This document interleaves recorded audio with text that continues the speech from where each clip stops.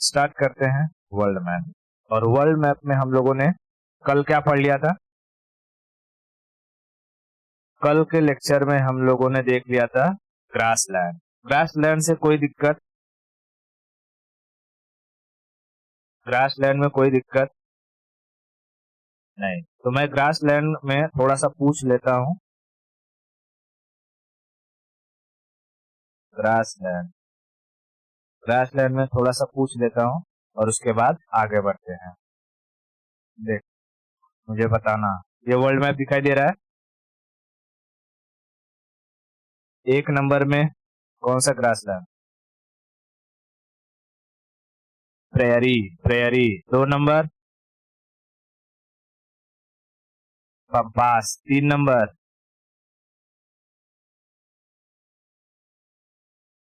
3 number veld. Veld. 4 number downs. 5 number Canterbury. 6 number steppe.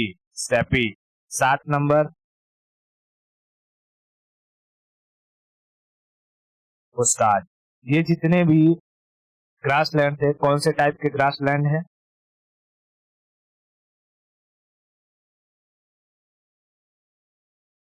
Temperate zone के grassland है। Temperate zone के grassland है।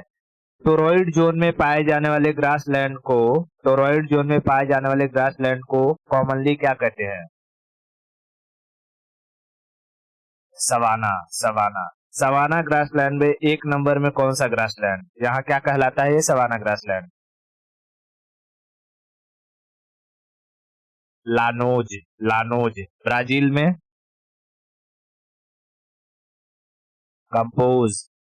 Compose. Campos. Sri Lanka में पटाना। और ऑस्ट्रेलिया में पार्कलैंड। ऑस्ट्रेलिया में पार्कलैंड। ठीक है। अच्छा, अगर पूछेगा कि टेम्परेट और टोरॉइड जोन के ग्रासलैंड में क्या फर्क होता है, क्या डिफरेंस होता है, तो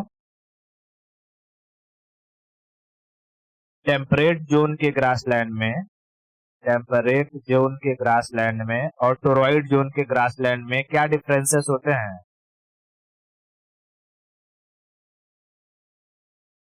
वीट प्रोडक्शन अच्छा होता है और टोरॉइड में वीट का प्रोडक्शन अच्छा नहीं होता है, एग्रीकल्चर अच्छा नहीं होता है, क्योंकि यहाँ पर पेड़ पौधे बहुत ज्यादा पाए जाते हैं। टेम्परेट जोन में पेड़ पौधे कम पाए जाते हैं। ठीक है, तो यहाँ तक हम लोगों ने देख लिया था। अब हम समझते हैं प्रोटोकॉल्स के बारे में। ठीक है, प्रोटोकॉल।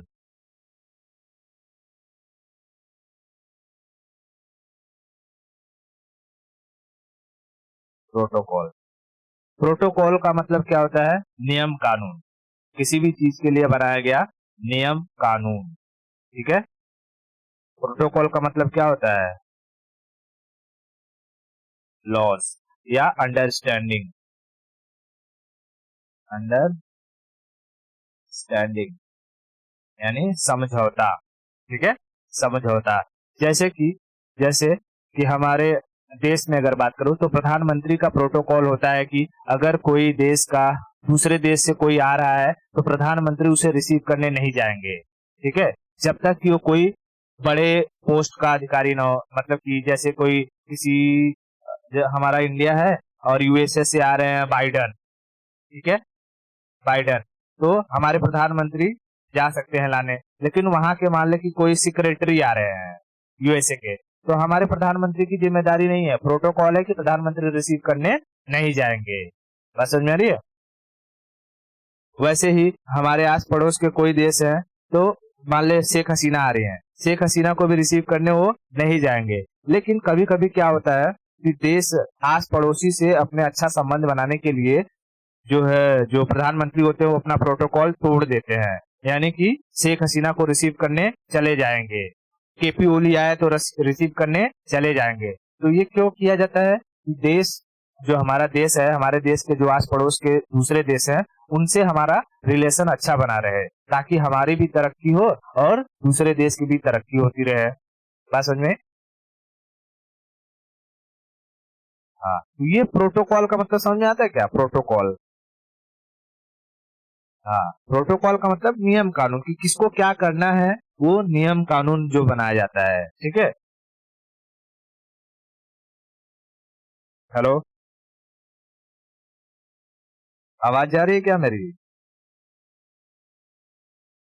ठीक है, अब हम लोग समझते हैं, अगले अपने एक एक प्रोटोकॉल के बारे में पढ़ते हैं। देख, पहला हम पढ़ेंगे Montreal protocol. Montreal, Montreal protocol, protocol. देख, मॉन्ट्रियल जो है वो कनाडा का एक शहर है, कनाडा का एक शहर है। कहाँ है मॉन्ट्रियल? कनाडा में, कनाडा में, कनाडा में। ये जो मॉन्ट्रियल प्रोटोकॉल हुआ था, ये 16 सितंबर 1987 को हुआ था, स्टार्ट हुआ। ठीक है, कब स्टार्ट हुआ? 16 सितंबर 1987, 1987, 1987। इस प्रोटोकॉल में, इस मॉन्ट्रियल प्रोटोकॉल में डिस्कशन किया गया था ओजोन लेयर को बचाने को लेकर के। एम क्या था? ओजोन डिप्लेशन को रिड्यूस करना, to reduce ozone depletion, depletion, बात समझ में?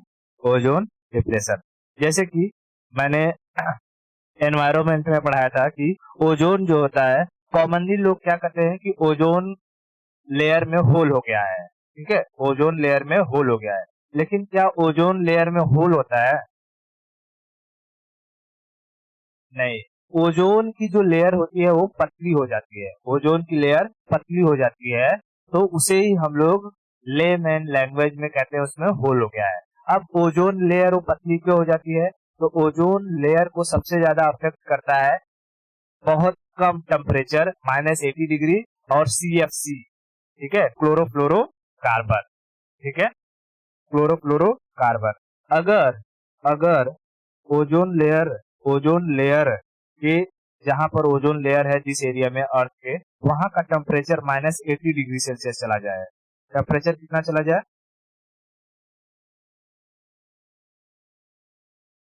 -80 डिग्री सेल्सियस। और उसी के साथ कौन सी गैस आकर के मिल जाए? CFC, chlorofluorocarbon, chlorofluorocarbon.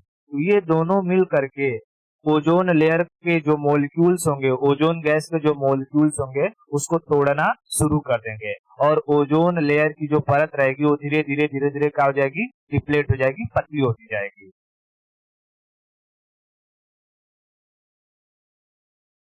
Break down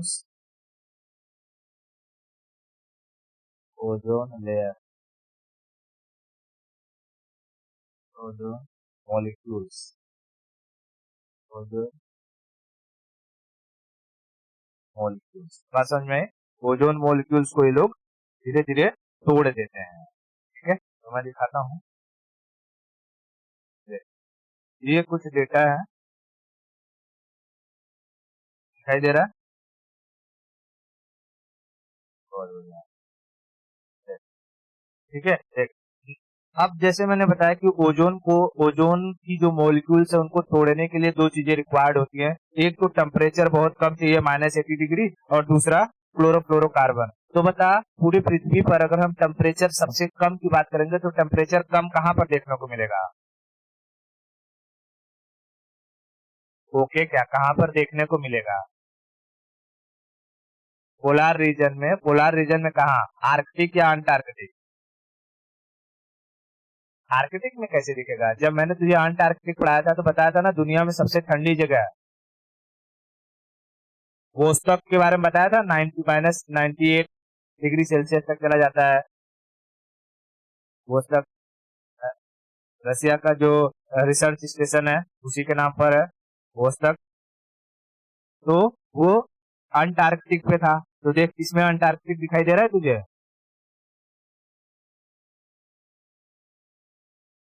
देख ये रीजन दिखा रहा है अंटार्कटिक के ऊपर वाला सेक्शन, ठीक है।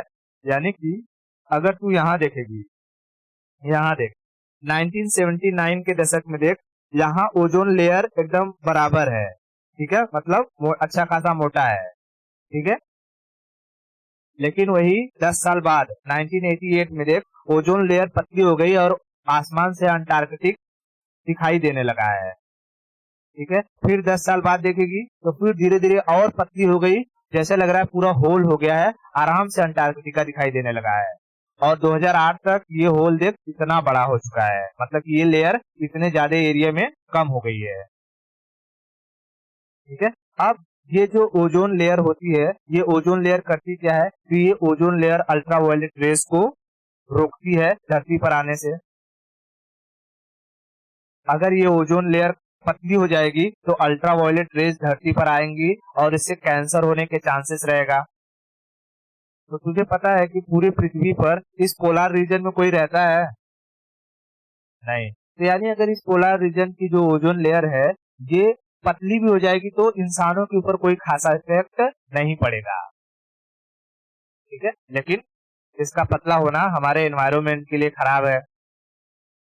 तो इसीलिए इसीलिए जब साइंटिस्ट लोगों ने पता लगाया कि भाई जो हमारे एसी है, फ्रिज है, वहां से जो क्लोरीन गैस निकल रही है, जो फ्लोरीन गैस निकल रही है, वो ऊपर जा करके ओजोन लेयर को पतली कर रही है। तो अब ऐसे एसी और ऐसे फ्रिज को बनाया गया जो इको फ्रेंडली है, जिनमें से क्लोरीन फ्लोरीन गैस नहीं निकलती है, ठीक है। और धीरे धीरे ये टारगेट किया गया कि 2025-26 तक 2025-26 तक ये जो ओजोन लेयर इतना बड़ा हो चुका था उसको वापस से इस कंडीशन में ला देंगे। बात समझ में आई? तो ओजोन लेयर की जो पतली होल है या अगर हम पतली परत कहें तो वो क्या पूरे पृथ्वी पर देखने को मिलती है? ओजोन लेयर की पतली परत क्या पूरे अर्थ पर देखने को मिलती है? नहीं, सिर्फ अंटार्कटिका वाले रीजन में देखने को मिलती है। बात समझ में आई? अंटार्कटिका वाले रीजन में देखने को मिलती है। ओजोन लेयर किससे प्रोटेक्शन करता है हमारी? अल्ट्रावायलेट रेस से। तो मॉन्ट्रियल प्रोटोकॉल को कब स्टार्ट किया गया? 16 सितंबर 1987। कहां पर? कनाडा के शहर मॉन्ट्रियल में। कनाडा के शहर मॉन्ट्रियल में। अभी मैं दिखाता हूँ मॉन्ट्रियल कहाँ है। तो पहले याद रखना कनाडा के शहर मॉन्ट्रियल में। इसीलिए 16 सितंबर को ओजोन कंजर्वेशन डे मनाया जाता है। कहेगा कि ओजोन कंजर्वेशन डे कब मनाया जाता है? 16 सितंबर, ठीक है। ओजोन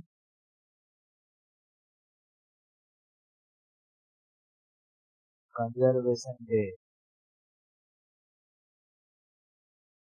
16 सितंबर। बात समझ में आ गई? हाँ, ओजोन कंजर्वेशन डे कब मनाया जाता है?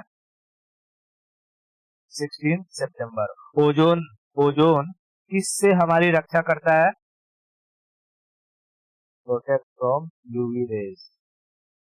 UV rays. अगर यूवी रेज हमारे बॉडी पर पड़ जाएंगे तो क्या होगा? कैंसर होगा, ठीक है। तो देख हमारे जो हम ट्रॉपिक ऑफ कैंसर और ट्रॉपिक ऑफ कैप्रिकॉर्न के बीच वाले एरिया में जो लोग रहते हैं, ठीक है, उनके अंदर पाया जाता है मेलानिन। और मेलानिन मेलानिन अल्ट्रावायलेट रेज से बचने में बहुत हेल्प करता है। इसलिए जो इस ट्रॉपिक ऑफ कैंसर और ट्रॉपिक ऑफ कैप्रिकॉर्न के बीच वाले एरिया में रहते हैं उनको ज्यादा फर्क नहीं पड़ेगा। लेकिन जो छीले हुए मुर्गे की तरह गोरे गोरे रहते हैं, जो ट्रॉपिक ऑफ कैंसर से ऊपर और ट्रॉपिक ऑफ कैप्रिकॉर्न से नीचे की तरफ रहते हैं, उन लोगों को ज्यादा इफेक्ट पड़ेगा। अगर उन लोगों के ऊपर ये अल्ट्रावायलेट रेज गिर जाती है तो जल जाएंगे एकदम से, जैसे लगेंगे आधा जला भुना हुआ एकदम मुर्गी की तरह लगने लगेंगे। ठीक है, इसलिए वो गोरे लोगों के लिए ये बहुत खतरनाक होता है अल्ट्रावायलेट रेज। काले कलूटों के लिए कोई खतरनाक नहीं होता है, क्योंकि बॉडी में जो मेलानिन रहता है वही हमारे बॉडी के कलर को बढ़ाता है। तो जो जितना काला समझ लो उसके अंदर उतना अधिक मेलानिन। अगर किसी के बॉडी के अंदर का मेलानिन कम हो जाता है तो उसके बॉडी का कलर धीरे धीरे गोरा होता जाएगा। तो बहुत लोग सेलिब्रिटीज रहते हैं जो काले रंग से गोरे रंग में तुझे ट्रांसफर होते हुए दिखाई देंगे, as compared to Priyanka Chopra को देख लेगी। अगर प्रियंका चोपड़ा के एकदम पुरानी पिक देखेगी तो बहुत ही सांवली थी, लेकिन अभी वो गोरी है। तो उसमें क्या होता है, वो इंजेक्शन लेते हैं जिसकी वजह से उनके बॉडी में मेलानिन की मात्रा घट जाती है और बॉडी का कलर ग्लो होने लगता है, व्हाइट होने लगता है। बस समझे? हाँ, तो आज जमाना मत। इतना क्लियर है? ठीक है, अब मैं दिखाता हूँ मॉन्ट्रियल कहाँ है। कनाडा पता है? कनाडा बहुत बढ़िया। मॉन्ट्रियल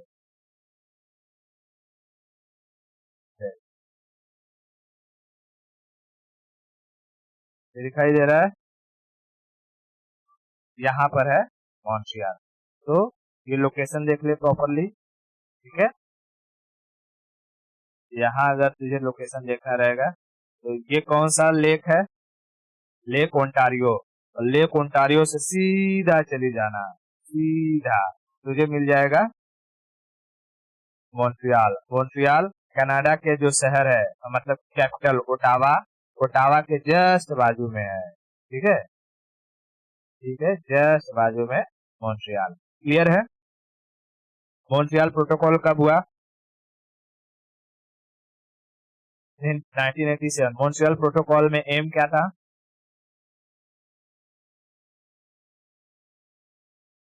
ओजोन डिप्लेशन में कमी लाना, ओजोन डिप्लेशन में कमी लाना। ठीक है, जो ओजोन डिप्लेट होता जा रहा है, लेयर पतली होती जा रही है, उसे रोकना। ठीक है, तो रोकने के लिए क्या किया जाएगा? सीएफसी को रिलीज होने से, देख हम लोग ऊपर के टेम्परेचर को तो कम नहीं कर सकते, तो हमारे हाथ में क्या है कि हम लोग सीएफसी जो क्लोरोफ्लोरोकार्बन है और एचएफसी है हाइड्रोक्लोरोकार्बन है, इसे हाइड्रोफ्लोरोकार्बन है, इसे हम लोग रोक सके। ठीक है, तो वो हम मतलब कि इंसान वो कर रहे हैं। अब ऐसे एसी फ्रिज वगैरह जहां से निकलता था ये सब, उन चीजों को रिप्लेस किया जा रहा है इको फ्रेंडली एसी फ्रिज वगैरह बना करके। ठीक है, क्लियर हुआ? बहुत बढ़िया। तो ये हो गया हमारा मॉन्ट्रियल प्रोटोकॉल 1987। 1987। अब हम लोग आते हैं नायरोबी नायरोबी या डिक्लेरेशन, या केन्या डिक्लेरेशन के नाम से। Nairobi, Nairobi declaration. दूसरा Nairobi declaration. Declaration, Nairobi declaration. देख, ये जो नायरोबी शहर है, नायरोबी केन्या में, ठीक है, केन्या के शहर, मतलब केन्या में एक शहर है नायरोबी, कैपिटल ये है वहां का। केन्या, केन्या कहाँ है? अफ्रीका कॉन्टिनेंट में। ठीक है, साउथ अफ्रीका एक वहां का देश है, अफ्रीका कॉन्टिनेंट में है केन्या। तो केन्या के शहर नायरोबी में एक डिक्लेरेशन हुआ। कब? 1990, 1990। डिक्लेरेशन कब होता है? मई में 1990, 1990, 1990। इस इस केन्या डिक्लेरेशन में या इस नायरोबी डिक्लेरेशन में एनवायरमेंट को प्रोटेक्ट करने को लेकर के बात कही गई। एम क्या था? To protect environment, to protect environment.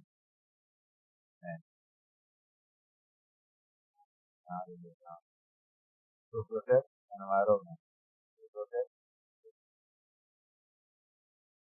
Environment. ठीक है, एनवायरमेंट यानी कि जो हमारे एनवायरनमेंट में टेम्परेचर लगातार बढ़ते जा रहा है उसको रिड्यूस करना है, उसको कम करना है, ताकि जो आइस सेल्फ है, ठीक है, वो पिघले ना, पिघल करके जो कोस्टल एरिया है वो डूब न जाए। बात समझ आ रही है? वो डूब न जाए। इन सब पर ध्यान दिया गया कहाँ पे? Nairobi declaration. नायरोबी कहाँ है? अफ्रीका के शहर कहाँ पे? केन्या में। अफ्रीका के शहर केन्या में नायरोबी डिक्लेरेशन या नायरोबी कन्वेंशन के नाम से जाना जाता है। नायरोबी कन्वेंशन में एम क्या था? एनवायरनमेंट को प्रोटेक्ट करना। एनवायरनमेंट को प्रोटेक्ट करना क्यों जरूरी है? यस।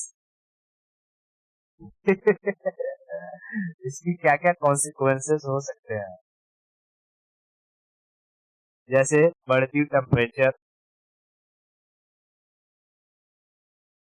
टेम्परेचर इंक्रीज होते जा रहा है, इसको रिड्यूस करना, डिक्रीज करना है, या डिक्रीज तो नहीं कर सकते हम लोग, लेकिन क्या कर सकते हैं हम लोग, इसको मेंटेन कर सकते हैं, स्टेबलाइज कर सकते हैं। स्टेबलाइज कर सकते हैं, ठीक है, स्टेबलाइज कर सकते हैं, इसको थोड़ा सा रोक सकते हैं। उसके बाद अगर टेम्परेचर नहीं बढ़ेगा तो हमारे जो आइस सेल्फ होंगे वो मेल्ट नहीं होंगे। आइस सेल्फ को मेल्ट होने से बचाना। अगर ये मेल्ट नहीं होंगे तो हमारे कोस्टल जो शहर है, जैसे ये सब दिख रहा है, ये शहर डूबेंगे नहीं। नहीं तो आने वाले टाइम में समुद्र का लेवल इतना बढ़ जाएगा कि आसपास वाला एरिया पूरी तरीके से डूब जाएगा। तो कोस्टल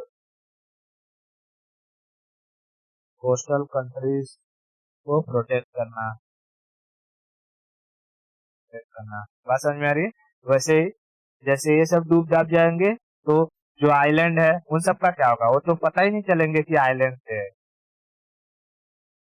ठीक है, तो वैसे ही अगर अगर ये चीजें नहीं की गई, अर्थ के टेम्परेचर को 1.5 डिग्री सेल्सियस, जैसे कि 1.5 डिग्री सेल्सियस से ज्यादा अगर अर्थ का टेम्परेचर बढ़ गया ना, तो फिर ये इरिवर्सिबल प्रोसेस हो जाएगा। तुम इसे नीचे ला ही नहीं सकते हो। 1.5 डिग्री सेल्सियस अगर अर्थ का टेम्परेचर बढ़ गया तो तुम उसे नीचे नहीं ला सकते हो। इसलिए लोगों ने, जो साइंटिस्ट लोग थे, उन लोगों ने कहा कि भैया हमें अर्थ का टेम्परेचर 1.5 डिग्री सेल्सियस से ज्यादा नहीं बढ़ने देना है। बात समझ में आ रही है? हाँ, 1.5, मतलब कि जैसे अभी ऐसा मान के चल कि जैसे अर्थ का, हमारे जो एनवायरमेंट है, हमारे अर्थ का टेम्परेचर अगर 20 डिग्री है, ऐसा मान के चल, तो 20 डिग्री से ये मैक्स टू मैक्स जाना चाहिए तो 21.5 डिग्री जाना चाहिए। बात समझ में? Max to max 21.5। अगर ये 21.5 से 22 हो गया तब समझ ले, इस 22 को तुम 21.5 या 20 बना ही नहीं सकते हो कभी। ये इरिवर्सिबल प्रोसेस हो जाएगा और इसके बाद टेम्परेचर सिर्फ बढ़ते रहेगा। बात समझ में? हाँ, तो इसीलिए एम किया गया कि 1.5 डिग्री सेल्सियस से ऊपर नहीं बढ़ना चाहिए टेम्परेचर। जितना भी अर्थ का टेम्परेचर होगा उससे वो 1.5 डिग्री सेल्सियस से ज्यादा ऊपर नहीं जाना चाहिए। तो समझ में आया? नायरोबी डिक्लेरेशन कब हुआ था? 1990 में। मॉन्ट्रियल प्रोटोकॉल 1987 में। नायरोबी डिक्लेरेशन में किस पर ध्यान दिया गया था? एनवायरमेंट पर ध्यान दिया गया था। ठीक है, नायरोबी, केन्या की कैपिटल नायरोबी। देख, ये दिखाई दे रहा है केन्या, सोमालिया के इधर केन्या, और केन्या का ये शहर है नायरोबी। इसी नायरोबी में हुआ था क्या? नायरोबी डिक्लेरेशन 1990 में। 1990 में, जिस पर ध्यान किसमें दिया गया? एनवायरमेंट को लेकर के ध्यान दिया गया था। एनवायरमेंट को लेकर के ध्यान दिया गया था। बात समझ में आई? ओके, अगर इसमें मुझे दिखाना रहेगा तो कहाँ दिखाऊंगा? ये है केन्या और ये है, ठीक है? बात समझ में आई?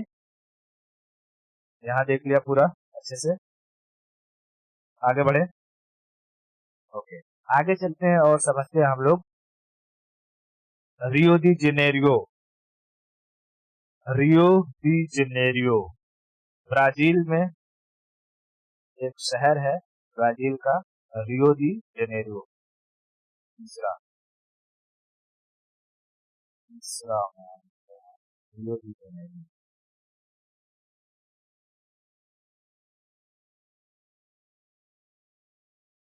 रियो दी जेनेरियो, जेनेरियो, रियो दी जेनेरियो। रियो दी जेनेरियो कहाँ है? ब्राजील में। ब्राजील का एक शहर है रियो दी जेनेरियो। रियो दी जेनेरियो में 1992 में 1992 में हुआ अर्थ समिट। 1992 में क्या हुआ? अर्थ समिट। अर्थ समिट, अर्थ समिट। देख, इस अर्थ समिट का जो एम था वो था एजेंडा 21। एजेंडा 21, इसमें जो बात कही गई, इस पर मेन फोकस किया गया वो था एजेंडा 21। फोकस किया गया होता एजेंडा 21। इसमें पूछता है, इसमें जो एजेंडा 21 था, ये 21 किस चीज को रिप्रेजेंट करता है? एजेंडा 21 किस चीज को रिप्रेजेंट करता है? नहीं, एजेंडा 21 रिप्रेजेंट करता है आने वाली 21st सेंचुरी को। रिप्रेजेंट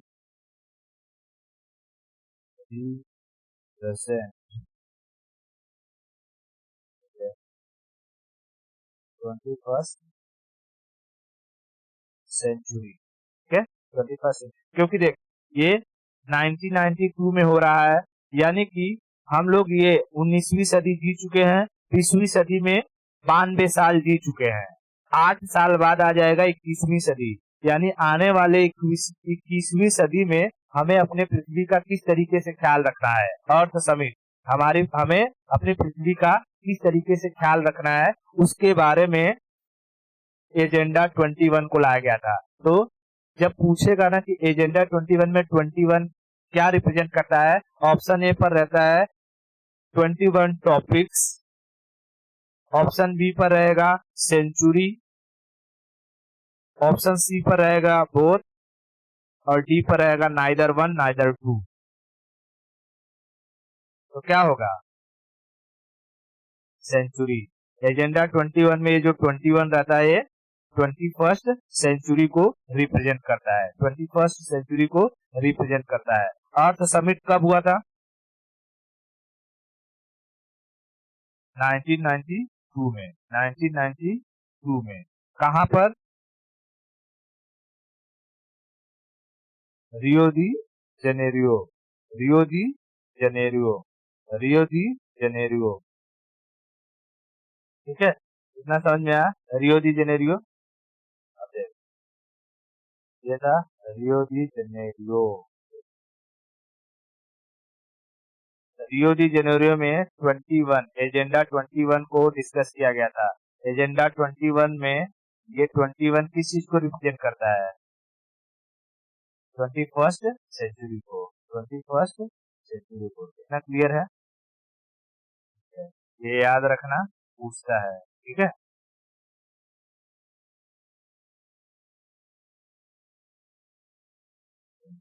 इतना समझ में आ रहा है?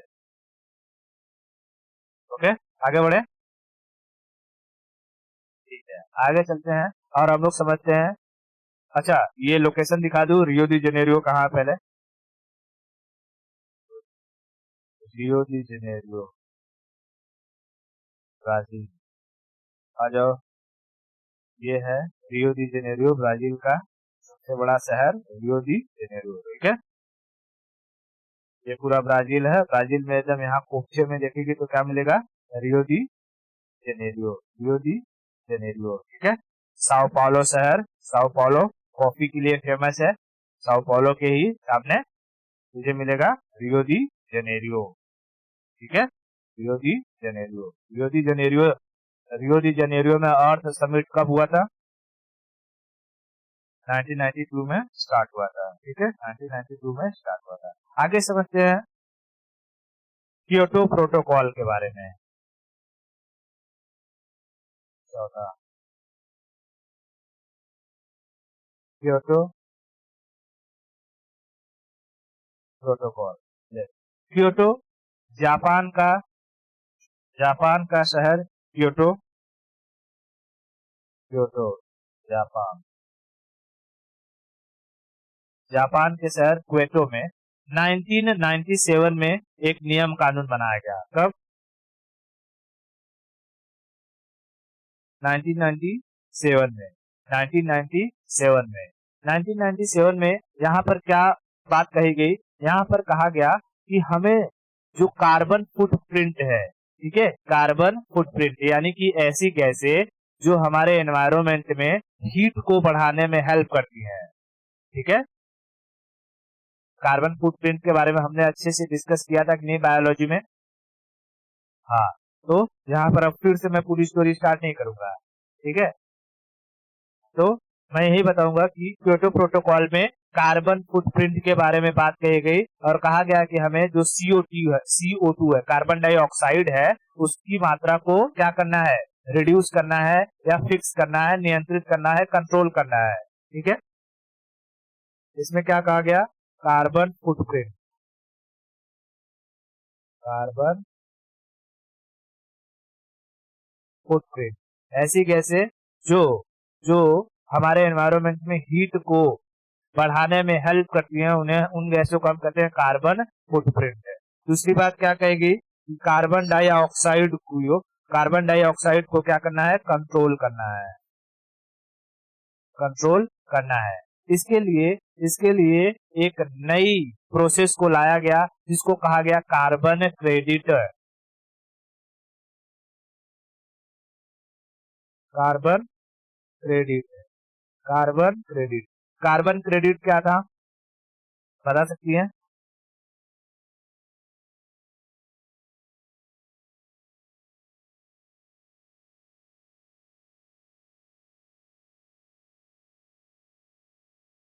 हाँ, तो कुछ याद है? बहुत बढ़िया, तो मुझे बता दे थोड़ा सा। हाँ,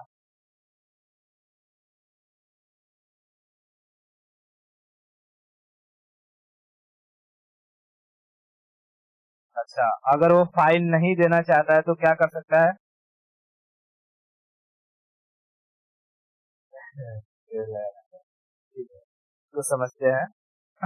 मैप के जरिए मैप बहुत हेल्प करता है समझने में चीजों को। ठीक है, देख, ये मैप दिखाई दे रहा है, जैसे कि भारत है डेवलपिंग कंट्री, चाइना है डेवलपिंग कंट्री, ठीक है, USA हो गया डेवलप्ड कंट्री, यूरोपियन देश हो गया डेवलप्ड कंट्री।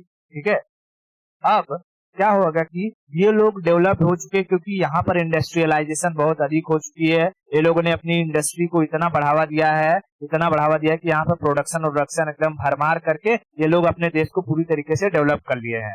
यानी इन लोगों ने जब दुनिया पर कब्जा कर रहे थे तो दुनिया पर कब्जा कर करके, इंडस्ट्रियलाइजेशन कर करके पूरी इन्वायरमेंट में किसकी मात्रा को बढ़ा दिया? कार्बन की मात्रा को, कार्बन डाइऑक्साइड की मात्रा को खुद बढ़ा दिया। अब आकर के अगर ये लोग हमसे कहें भारत से, ये भारत तुम जो कि कार्बन डाइऑक्साइड की मात्रा को कम करो, तो हम लोग मतलब हम लोग को क्या समझते हो? हम लोग खाए पिए ना, जिए नहीं? हा? तुम लोग चोर साले हमको लूट लूट के तो अपनी इंडस्ट्री बढ़ा लिए, हा? पूरा का पूरा अपना डेवलपमेंट कर लिए और हमसे कहते हो कि कार्बन डाइऑक्साइड को रिड्यूस मत करो। अरे भाई, मतलब कि रिड्यूस करो। कार्बन डाइऑक्साइड कैसे जनरेट होता है? जिस देश से सबसे अधिक कार्बन डाइऑक्साइड रिलीज होगा, इसका मतलब है कि उस देश में सबसे ज्यादा इंडस्ट्री चल रही है। इंडस्ट्री से ही तो कार्बन डाइऑक्साइड निकलती है। तो ठीक है, तो अगर हम एशिया में देखें तो एशिया में इंडिया है, चाइना है, जो कार्बन डाइऑक्साइड को बहुत अधिक अमाउंट में रिलीज करते हैं। ठीक है, तो जब वेस्टर्न कंट्रीज इन पर दबाव डालने लगी तो इन लोगों ने बोला देखो भाई ऐसा तो होगा नहीं, कोई नियम कानून निकालो जिससे तुम्हारा भी फायदा हो और हमारा भी फायदा हो। ठीक है, अब ऐसा तो तुम नहीं करोगे, तुम डेवलप हो गए और हम लोग जो कि अपना डेवलपमेंट ना करें। तब इसके लिए हुआ क्या, क्वेटो प्रोटोकॉल। और क्वेटो प्रोटोकॉल में कहा गया, जापान के शहर क्वेटो में क्वेटो प्रोटोकॉल में कहा गया कि अच्छा देखो, सबको क्या किया जाएगा, कार्बन क्रेडिट दिया जाएगा। कार्बन क्रेडिट मतलब कि मान लो ये है भारत, भारत को एक साल में 20 टन कार्बन प्रोड्यूस करने की आजादी है कि तुम एक साल में 20 टन कार्बन प्रोड्यूस कर सकते हो। वहीं पर जैसे ये अफ्रीका के देश हैं, जैसे मान लो ये है सोमालिया, सोमालिया को कहा कि तुमको 10 टन कार्बन प्रोड्यूस करने की आजादी है। ठीक है, साल भर में 10 टन कार्बन प्रोड्यूस करने की आजादी है। सोमालिया तो इतना डेवलप नहीं है, यहाँ पर चोर उचक्के भरे हुए हैं, तो यहाँ पर इंडस्ट्री वगैरह कम है। ठीक है, तो इन लोगों ने मान लो एक साल में 5 ही टन कार्बन को प्रोड्यूस कर पाए। ठीक है, 5 ही टन कार्बन को प्रोड्यूस कर पाए। और भारत में भयंकर इंडस्ट्री लग रही है, और मान लो भारत ने 25 टन कार्बन प्रोड्यूस कर दिया एक साल में। भारत के पास दिया कितना था, 20 टन, लेकिन भारत ने कर दिया 25 ton, 5 ton extra carbon produce कर दिया। अब ये 5 टन जो एक्स्ट्रा है, या तो भारत इस 5 टन के लिए क्या करे, इस क्वेटो प्रोटोकॉल में बनाए गए नियम के अनुसार पैसे दे, ताकि इस पैसे को अलग अलग देशों को दिया जाए और वो अपनी डेवलपमेंट कर सके।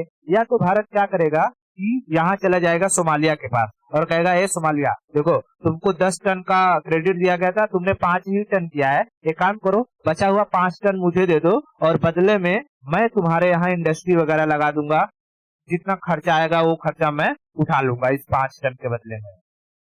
ठीक है, तो इससे भारत को फाइन भी नहीं देना पड़ा, और सोमालिया को वहां पर इंडस्ट्री लग गई और उसकी डेवलपमेंट भी होने लगी।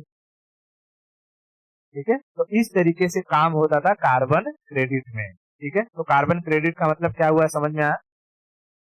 ठीक है, ठीक है, तो क्वेटो प्रोटोकॉल जापान के शहर क्वेटो में कब स्टार्ट किया गया था, 1997 में। देख लेते हैं क्वेटो कहाँ है। हाँ, क्वेटो जापान में ही है, लेकिन कहाँ पर है। ठीक है, देख ये है जापान। बता, मैंने जापान तुझे पढ़ाया है, बता ये कौन सा आइलैंड है जापान का, होन्शु या होकाइडू। ये है होन्शु, और ऊपर वाला होकाइडू। ठीक है, ऊपर वाला होकाइडू। तो जापान का ये शहर है क्वेटो, जापान का शहर है क्वेटो। ठीक है, बात समझ में आई। हाँ, इतना सब कुछ क्लियर हो गया। ओके, बहुत बढ़िया, बहुत बढ़िया। ठीक है, हमने ये 4 प्रोटोकॉल के बारे में बेहतरीन तरीके से पढ़ लिया। चारों प्रोटोकॉल में कोई दिक्कत नहीं। अब मैं तुझसे यहाँ पूछूंगा और बताना कौन सा प्रोटोकॉल है और कब हुआ, मैं सिर्फ मार्किंग करूंगा। ठीक है, ओके, चलो स्टार्ट करते हैं। बताना।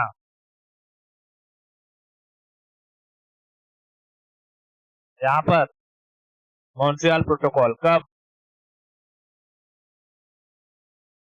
1987 में। फटाफट बोलना, ऐसे धीरे धीरे नहीं, 1987, ऐसे 1987, फटाक से 1987। इस पर एम क्या था, एम क्या है, ओजोन लेयर की डिप्लेशन को कम करना। ठीक है, ओजोन लेयर की डिप्लेशन को कम करना। अच्छा, एक चीज और बता दूं, ओजोन लेयर की जो मोटाई है ना, उसको डाब्सन में मेजर किया जाता है, डाब्सन। ठीक है, हाँ, यूनिट, जैसे कि तू आलू लेने जाएगी तो आलू को किस में मेजर करेगी, लीटर में, किलो में। ठीक है, दूध लेने जाएगी तो लीटर में। ठीक है, तो वैसे ही जो गैसें होती है ना, गैसों की थिकनेस को मेजर किया जाता है डाप्सन में। तो पूछेगा कि ओजोन की मोटाई, ओजोन की थिकनेस को कौन से यूनिट में मेजर करते हैं, डाप्सन। ठीक है, तो मैं यहाँ लिख दूं,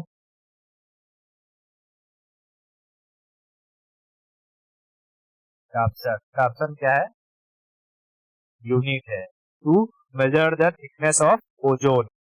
are you getting my point. Okay, बहुत बढ़िया। ठीक है, मॉन्ट्रियल प्रोटोकॉल, पता यहाँ रियो दी जेनेरियो में अर्थ समिट कब हुआ? अर्थ समिट 1992 में, 1992 में। ओके, यहाँ पे नैरोबी, नैरोबी में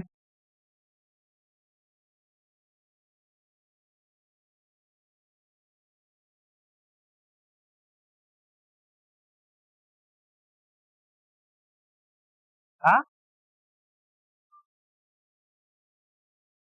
नैरोबी 1990 में है। 1992 में कहा? 1992 में तूने सही बताया, रियो दी जेनेरियो। तो पागल हो गई है। ठीक है, नैरोबी 1990, 1990 में। एम क्या था? एनवायरमेंट को बचाना, एनवायरमेंट को बचाना, इस पर फोकस किया गया, एनवायरमेंट को लेकर के। जापान, क्वेटो, क्वेटो प्रोटोकॉल कब हुआ?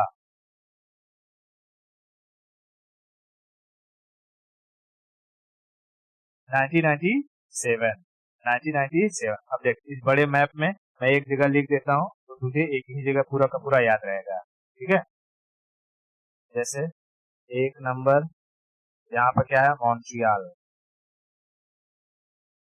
मॉन्ट्रियल कब हुआ? 1987। ठीक है,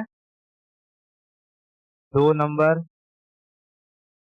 नायरोबी, नायरोबी,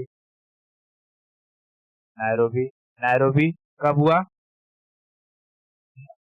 90, 90। नायरोबी 1990।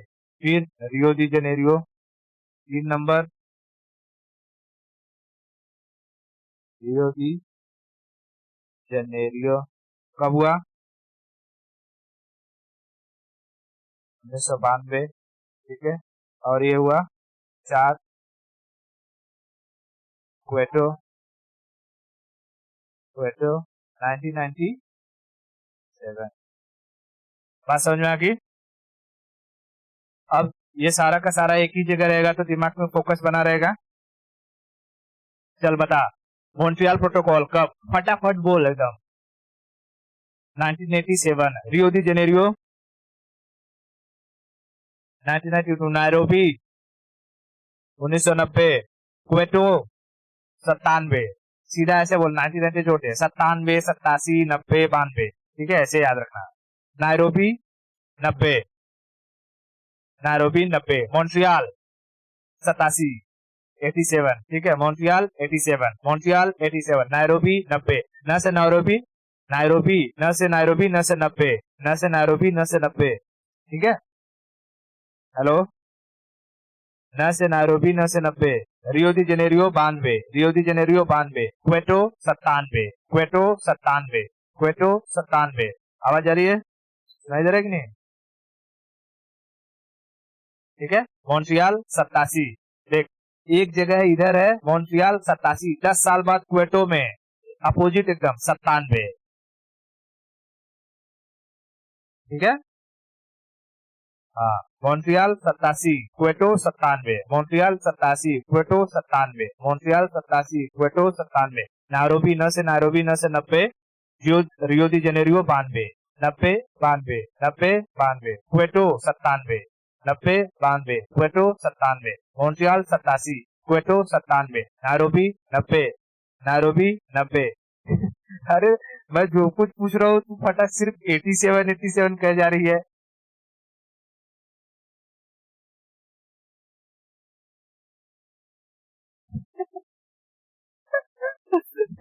जब भी पूछ रहा हूँ 87, 87। कोटो 87, नायरोबी 80।